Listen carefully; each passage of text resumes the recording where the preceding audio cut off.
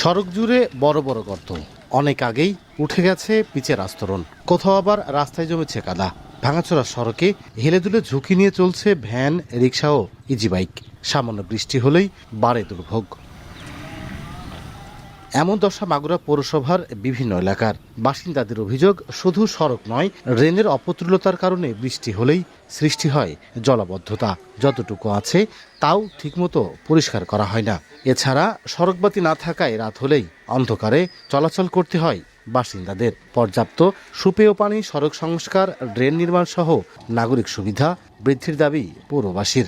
রাস্তাঘাট তো ভালো না, রিক্সা চালানো যায় না। ভালো গাড়ি ওই রাস্তায় চালালে গাড়ি নষ্ট হয়ে যাচ্ছে। অল্প একটু বৃষ্টি হইলে পরে পানি বের হওয়ার কোনো জায়গা থাকে না। বাতিগুলো জ্বলে না, বুঝছেন, অনেক আগে লাগানো হয়েছে, এগুলোর কেউ খোঁজ খবরও নেয় না। তবে পৌরসভার নির্বাহী প্রকৌশলী জানালেন, সড়ক, ড্রেন ও জলবদ্ধতা দূরীকরণে 4টি প্রকল্পে 316 কোটি টাকার প্রস্তাব পাঠানো হয়েছে। পাশ হলেই বাড়বে সেবার মান। 4টি প্রকল্পে আমাদের 316 কোটি টাকার প্রস্তাব পাঠিয়েছি।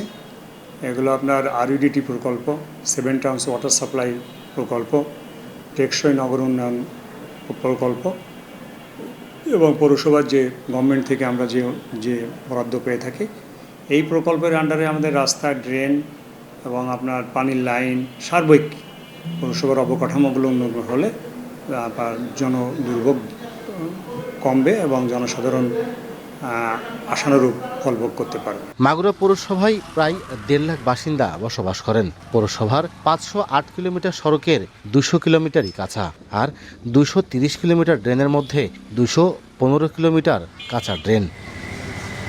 লোটাস রহমান সোহাগ, সময় সংবাদ, মাগুরা।